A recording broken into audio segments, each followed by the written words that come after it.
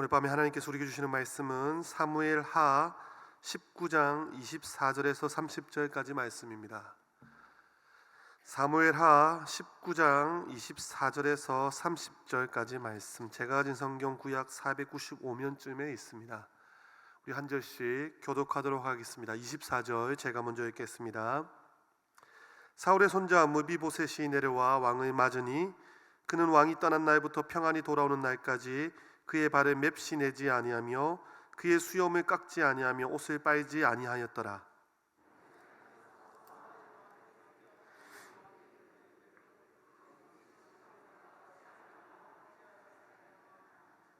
대답하되 내 주 왕이여, 왕의 종인 나는 다리를 절므로 내 나귀의 안장을 지워 그 위에 타고 왕과 함께 가려 하였더니 내 종이 나를 속이고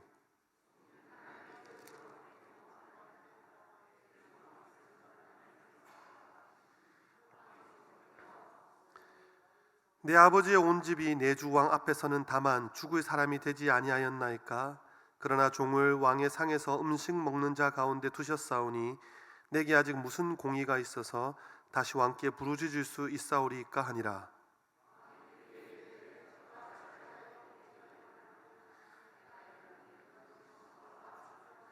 함께 읽겠습니다. 무비보셋이 왕께 아뢰되 내 주 왕께서 평안히 왕궁에 돌아오시게 되었으니 그로 그 전부를 차지하게 하옵소서 하니라. 아멘. 할렐루야. 오늘 또 수요기도로 나오신 성도님들을 환영합니다. 우리 옆에 계신 분들하고 한번 이렇게 인사하겠습니다. 사랑합니다. 한 번 더 이렇게 인사하겠습니다. 이미 은혜를 받으셨습니다. 오늘 이 자리에 저와 성도님들이 함께 있는 것이 은혜입니다. 할렐루야. 성도님들 신앙생활을 하다 보면 정의와 은혜 사이에 많은 경우 갈등하게 됩니다. 교회도 마찬가지인 것 같습니다. 정의로운 교회가 되어야 할 것인가, 은혜로운 교회가 되어야 할 것인가, 이 두 가지가 함께 가면 참 좋겠지만 그것이 잘 되지 않을 때가 있더라는 것입니다. 정의로운 교회가 되어야 될까요? 은혜로운 교회가 되어야 될까요? 많은 고민을 할 수 있겠지만 결론은 이것입니다.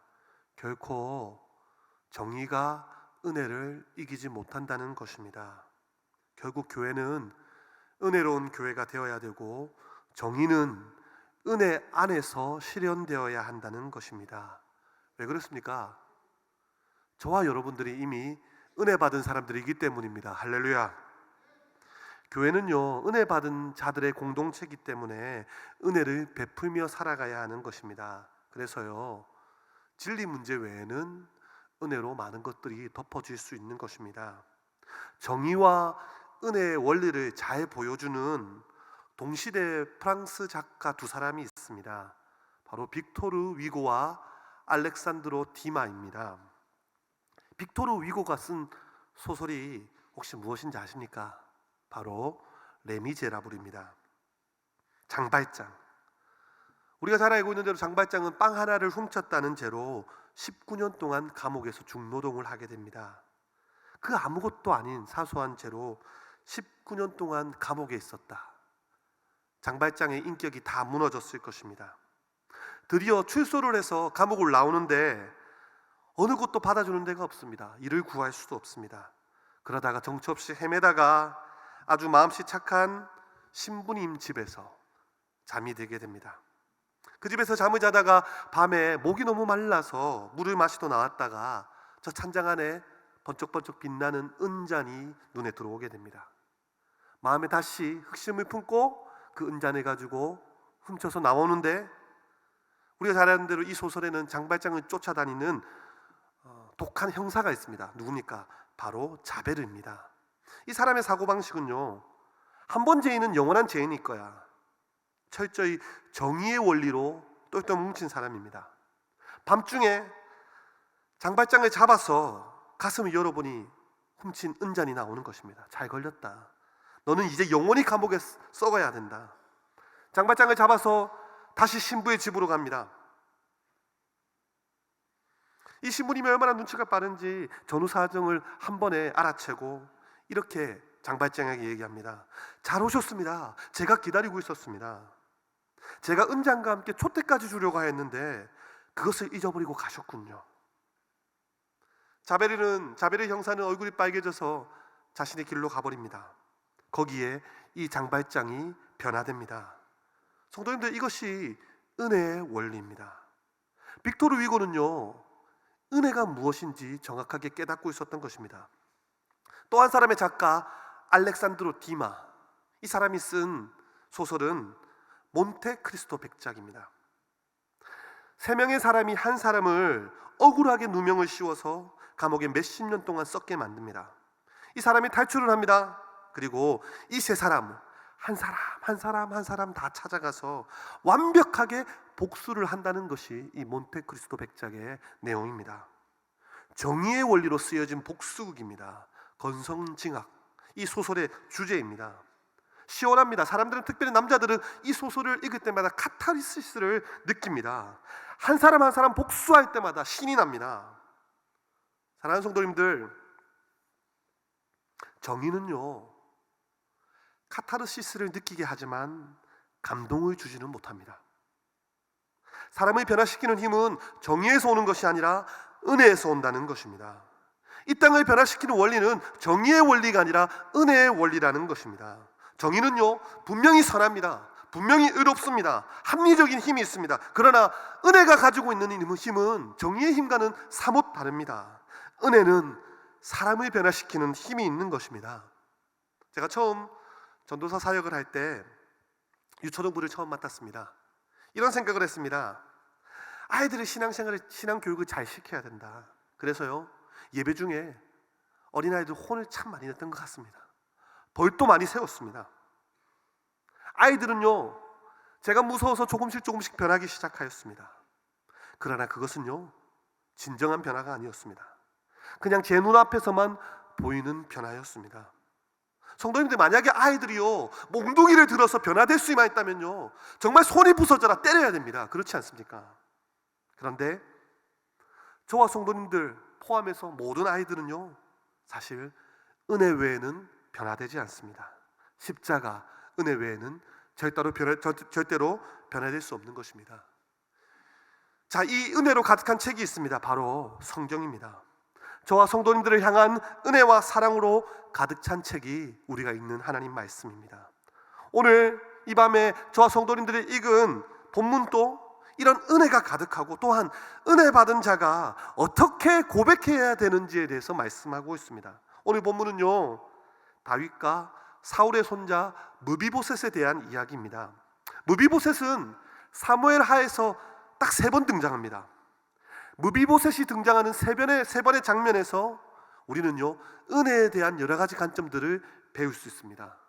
첫 번째 장면에서는요, 과연 은혜가 무엇인지, 은혜의 정의에 대해서 나옵니다. 두 번째 장면에서는 은혜를 원수로 갚는 것, 배은망덕에 대한 이야기가 나옵니다. 세 번째 장면이 바로 오늘 저와 여러분들이 읽은 장면인데, 오늘 말씀의 제목, 은혜 받은 자의 고백이 무엇인지에 대해서 나옵니다.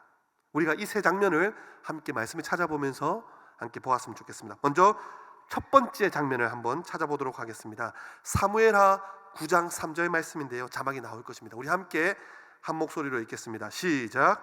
왕이 이르되 사울의 집에 아직도 남은 사람이 없느냐 하니 하나님의 은총을 베풀고자 하노라 하니 시바가 왕께 이르되 요나단의 아들 하나가 있는데 다리 저는 자니이다 하니라. 아멘. 사무엘하 9장에 무비보셋에 대한 첫 번째 장면이 나옵니다.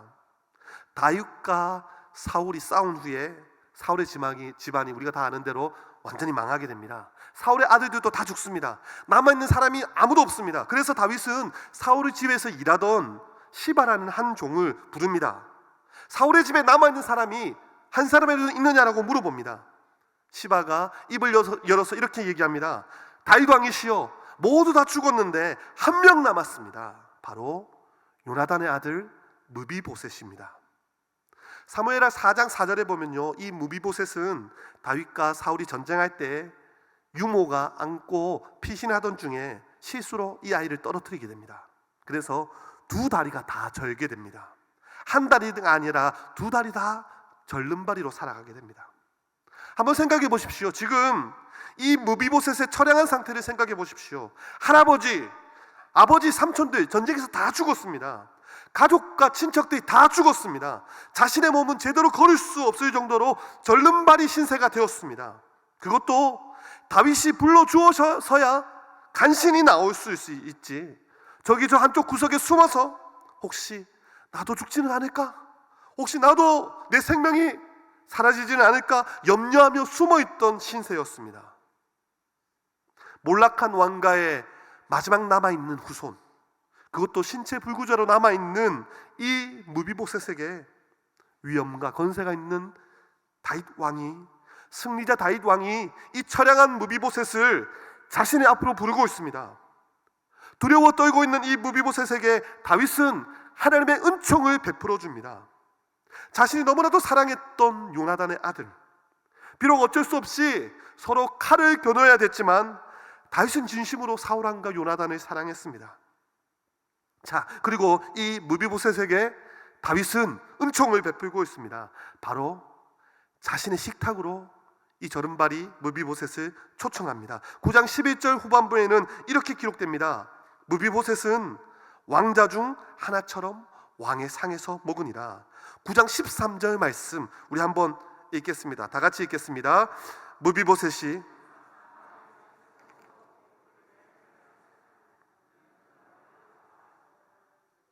성도님들, 이것이 바로 은혜입니다. 은혜가 무엇입니까? 은혜는 하나님의 식탁으로 우리를 초청해 주신 것이 은혜라는 것입니다.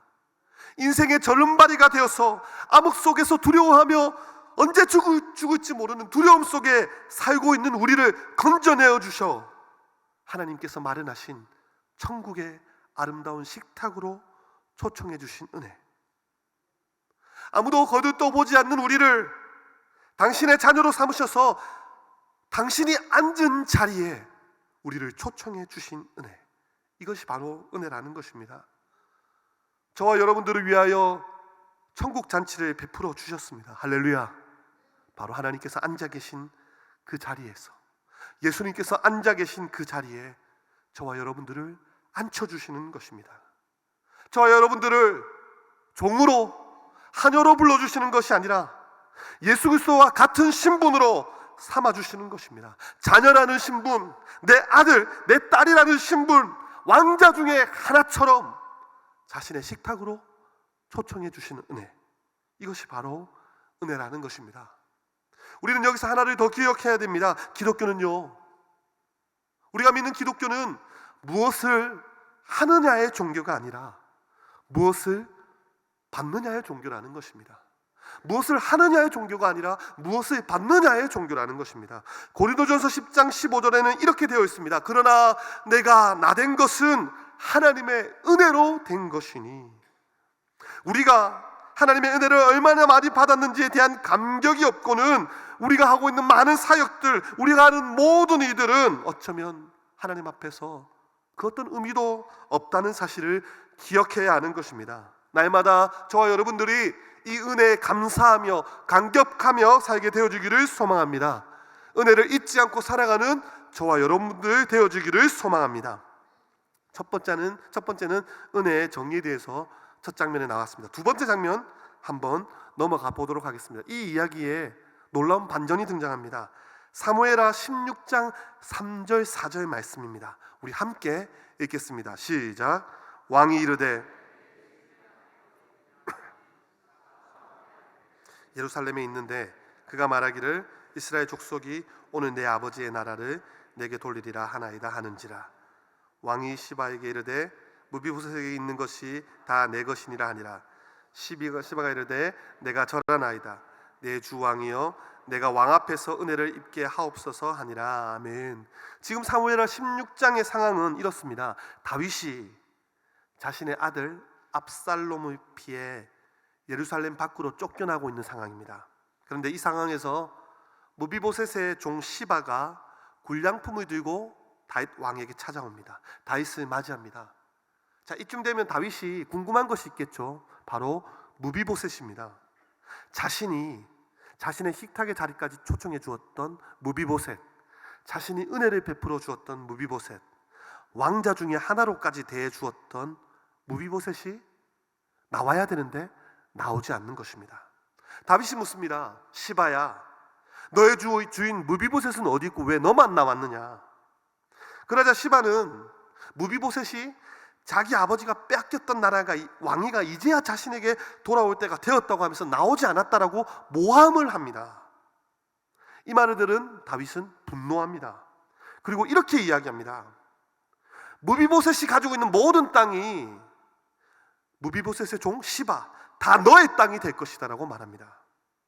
은혜를 모르는 자에게는 더 이상 베풀어 줄 것이 없다 라고 분노합니다.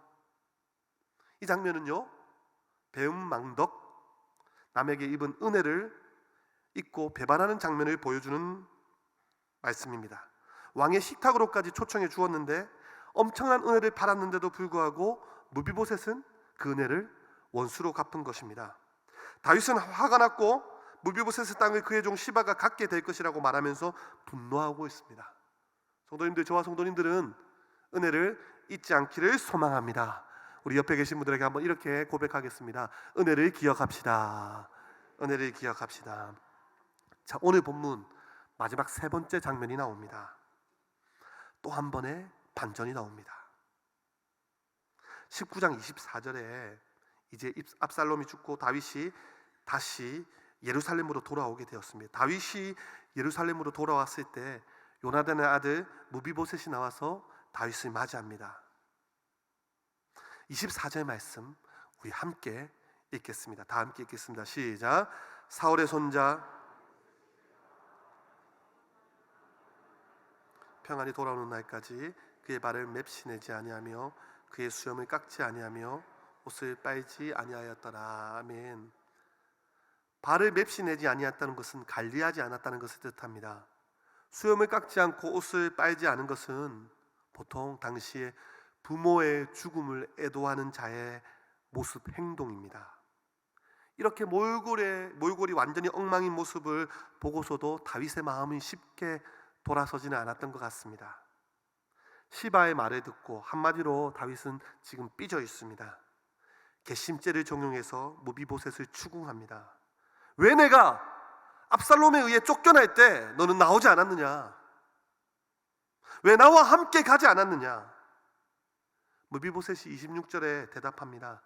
내가 다리를 저었기 때문에 나귀의 안장을 지어 타고 가려 했으나 나의 종 시바가 나를 속이고 몰래 다윗 왕에게 가서 나를 모함하였습니다. 그런데 오늘 말씀을 잘 보면요, 다윗이 100% 그 말을 다 믿지는 않은 것 같습니다. 아니면 다윗의 섭섭한 마음이 쉽게 사라지지 않은 것 같습니다.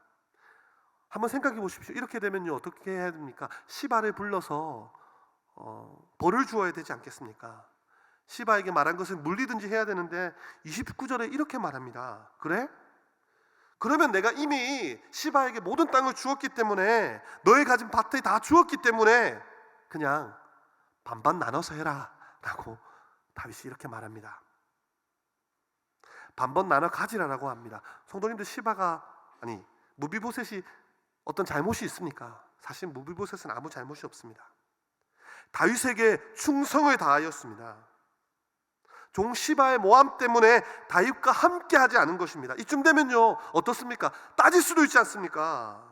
아니, 내가 왜 나를 모함한 종 시바에게 땅을 반반 나누어 줘야 됩니까? 왕이시여, 왜 공의롭게 하지 못합니까? 실망입니다. 다윗 왕이시여. 이렇게 할 수도 있는데 오늘 본문에 놀라운 고백을 합니다.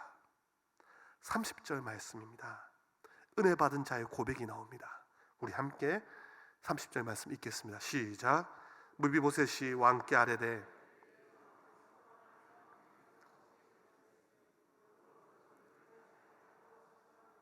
아멘. 성도님들, 무슨 말입니까? 지금 무비보셋은 밭이 중요한 게 아닌 것입니다. 다윗을 따라가지 못한 것, 마치 부모가 죽은 것처럼 발에 맵시를 내지 않고 수염도 깎지 않고 옷도 빨지 않은 채로 그저 다윗을 기다렸습니다. 저한테는 밭이 중요한 것이 아닙니다.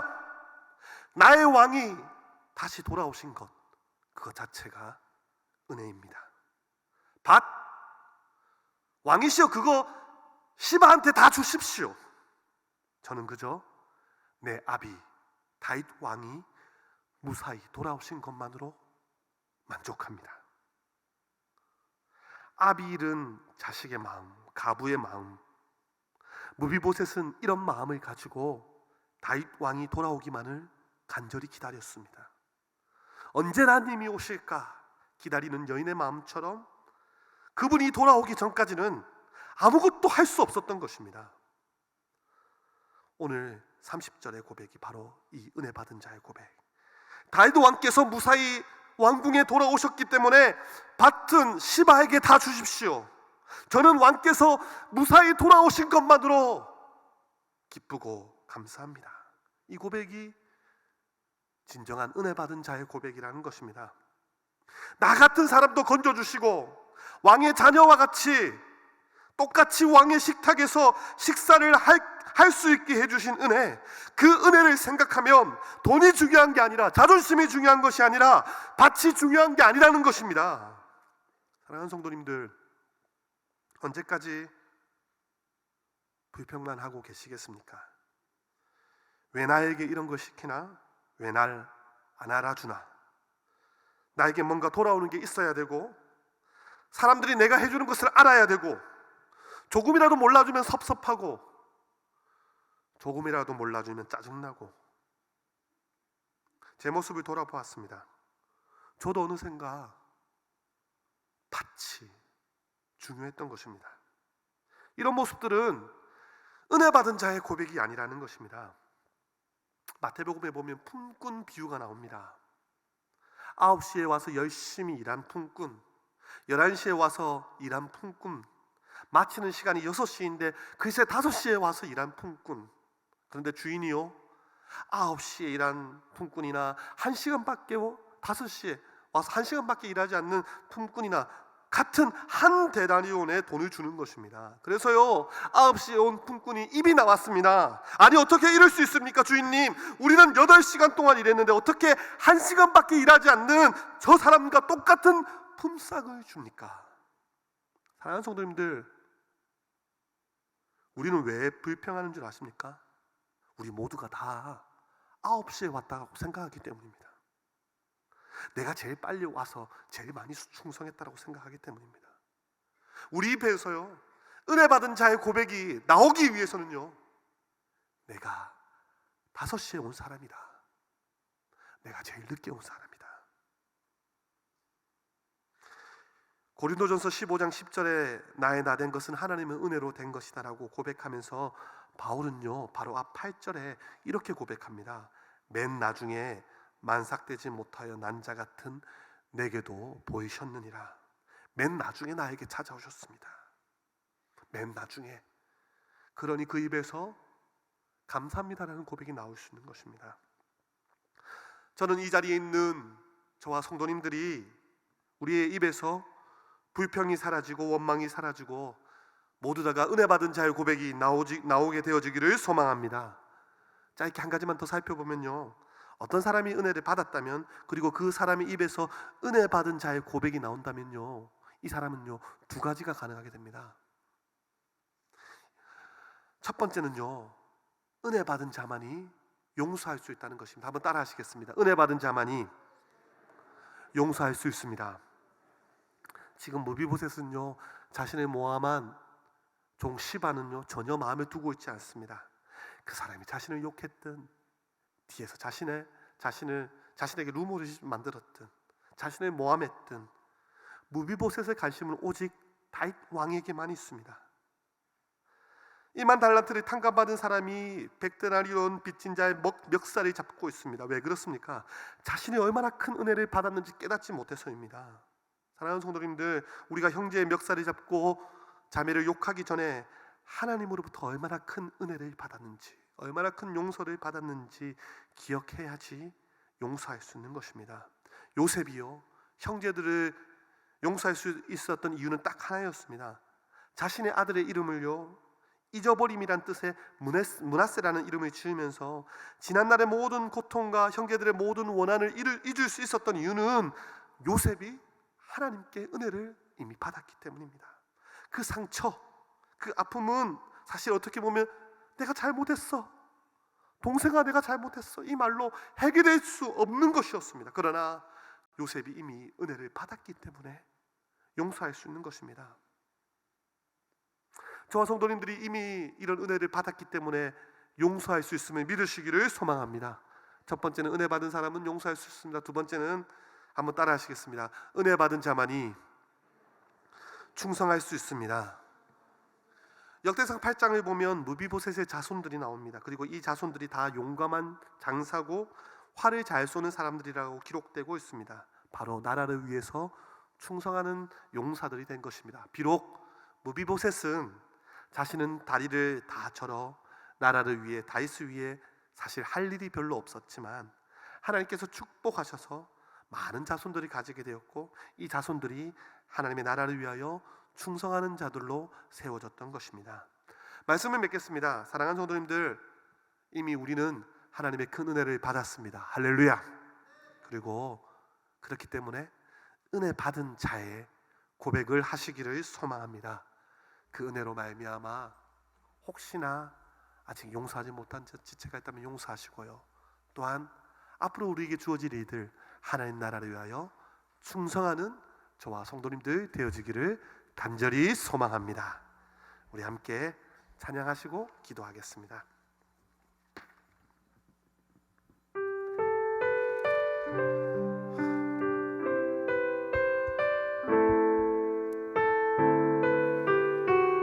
어둠 속 헤매이던 내 영혼,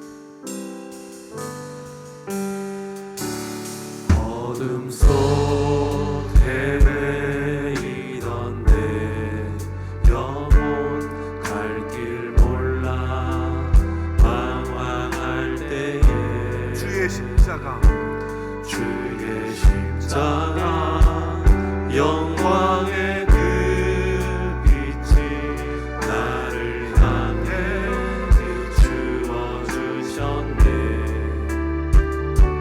주홍빛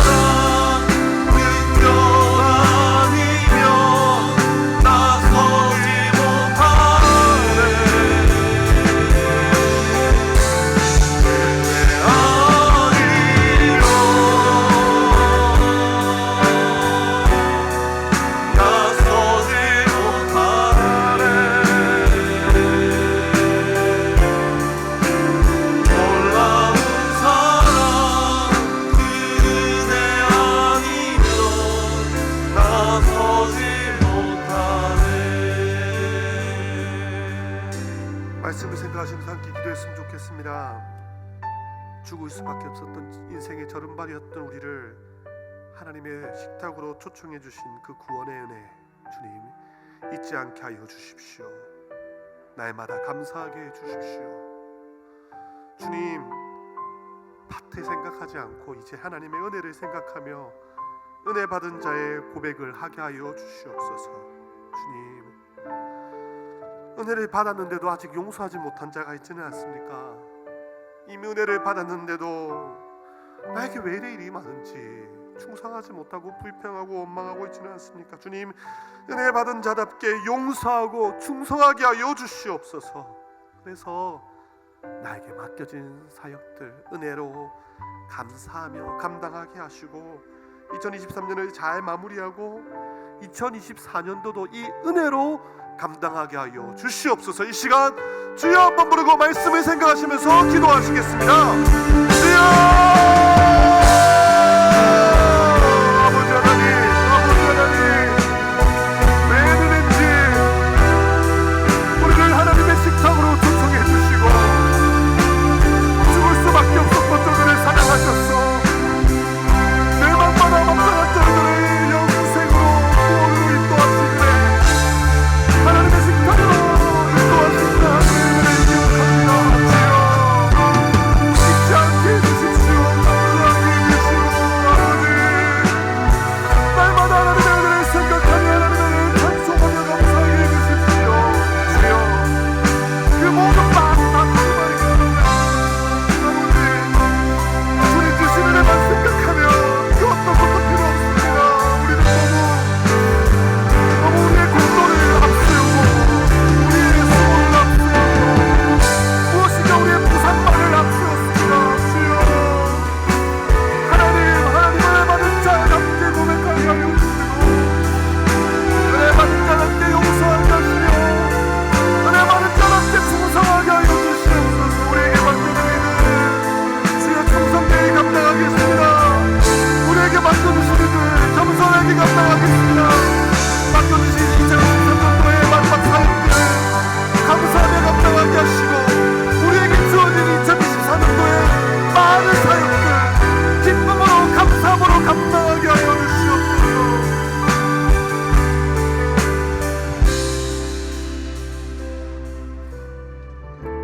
우리 시간 교회를 위해서 기도했으면 좋겠습니다.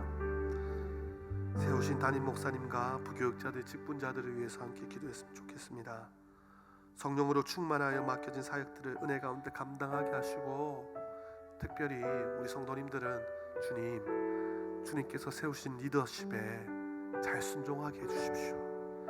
주님께서 세우신 리더십에 잘 복종하고 기쁨으로 따라가게 해주십시오. 그리고 세워진 리더십들이 은혜 가운데 잘 감당할 수 있도록 성령 충만하게 해주십시오. 위해서 기도해 주시고요. 두 번째, 목자, 목녀, 목부님들에게 은혜를 주셔서 아비의 마음을 주시고 목원들을 돌아보는데 부족함이 없도록 성령과 지혜로 충성하게 해주십시오. 행나무가 진행되고 있습니다. 하나님, 이를 통하여 영혼 구원하여 제자 삼는 교회로 나가게 해주시고 단순히 우리의 기쁨과 만족을 위해서 부흥이 되는 것이 아니라 주여 하나님 나라를 위하여 날마다 구원받는 자의 수가 늘어나게 하여 주시옵소서. 이 지역사회 가운데 구원의 방주가 되게 하여 주시옵소서. 그래서 기도해 주시고요.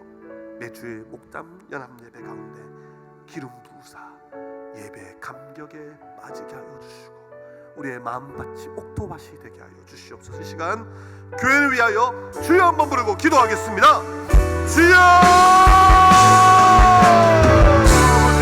아버지 세우신 리더십들, 담임 목사님, 부교육자, 직분자들 주여 기름 부어주시옵소서. 성령으로 충만하게 하여 주시고 주여 맡겨진 사역들을 감당할 수 있도록 지혜를 허락하여 주시고 특별히 알고 그들을 계획하고 진행될 때 하나님 주시는 마음으로 나아갈 수 있도록 도와주십시오.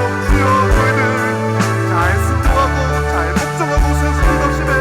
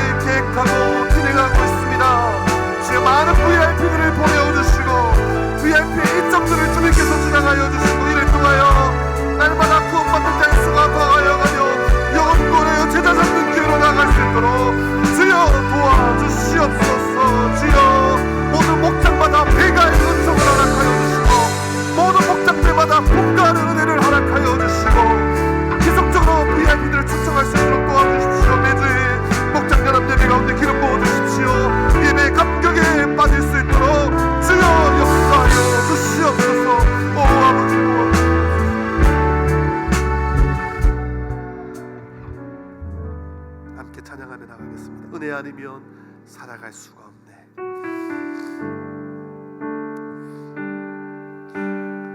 우리 이 시간 두 손 들고 하나님의 은혜를 사모하며 고백하겠습니다.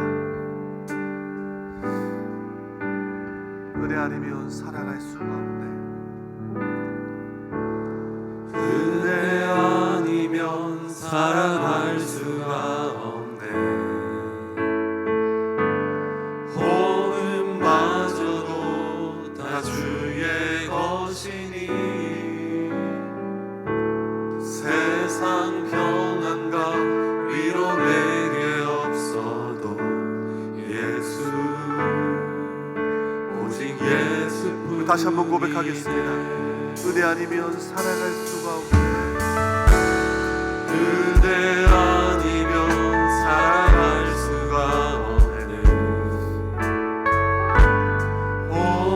호흡마저도 다 주의 것이니 세상 평안과 위로 내게 없어도 예수 오직 예수뿐이네. 그 신께해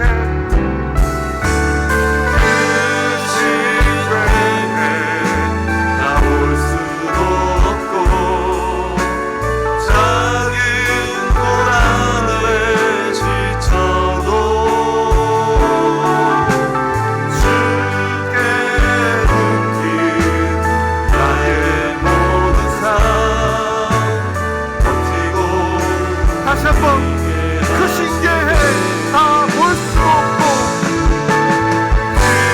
주님의 기쁘신 뜻을 다 이해할 수 없습니다.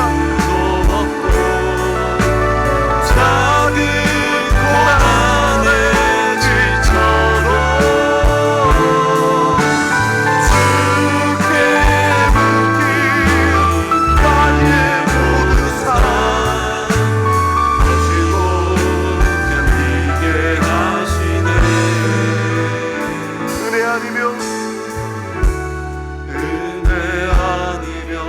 살아갈 수가 없네. 나의 모든 것 다 주께 맡기니 참된 평안과 위로 내게 주신 주 예수 오직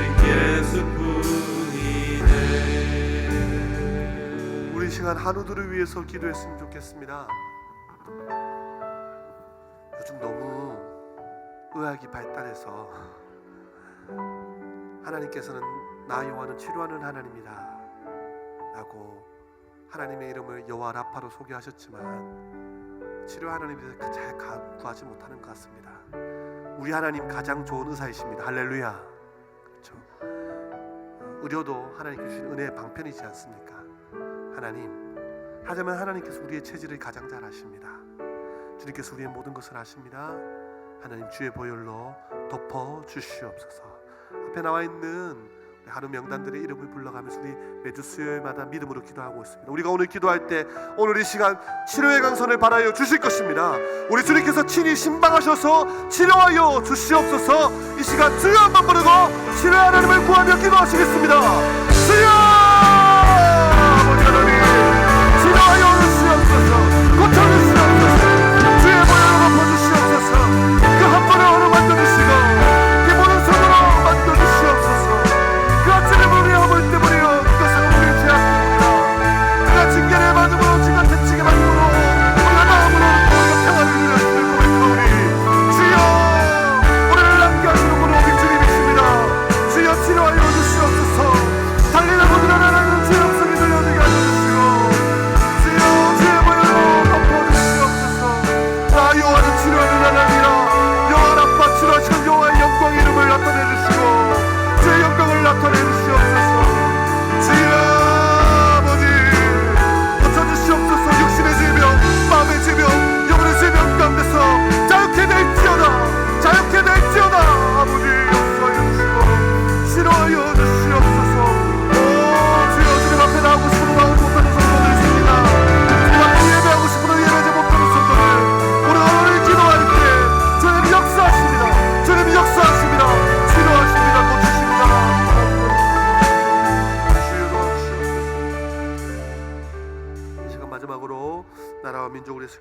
기도하시겠습니다.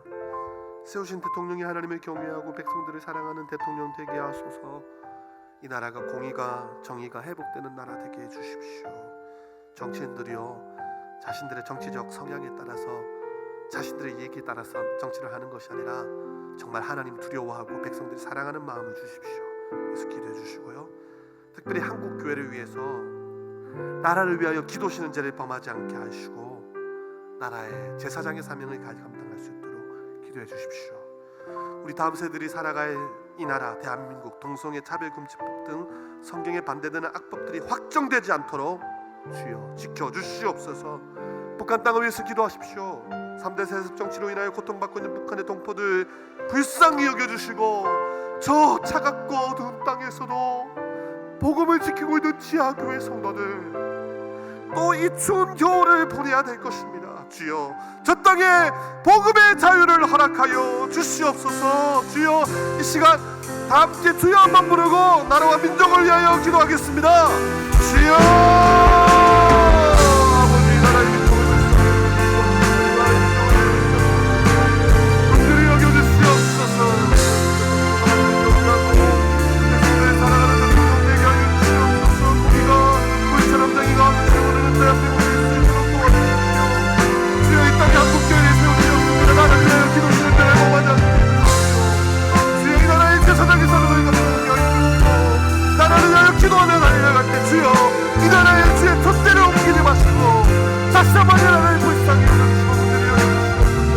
목성의 차별금지법 성경에 반대되는 악법들이 악행되지 않도록 도와주시고 그들 박사들의 마음을 붙잡아 주시옵소서. 주여 저 북한 땅을 저 항폐해진 북한 땅을 불쌍히 여겨주시고 주여 저 땅에도 복음의 자유가 그리스도의 계절이 올 수 있도록 주여 기쁨과 자유를 허락하여 주시옵소서. 주여 이 나라의 민족을 불쌍히 여기서 긍휼히 여기서 주여 80년대 주여 한국교회 붙었던 부흥을 다시 한번 부어주시고 기도하게 하여 주시고 간절히 부르짖을 때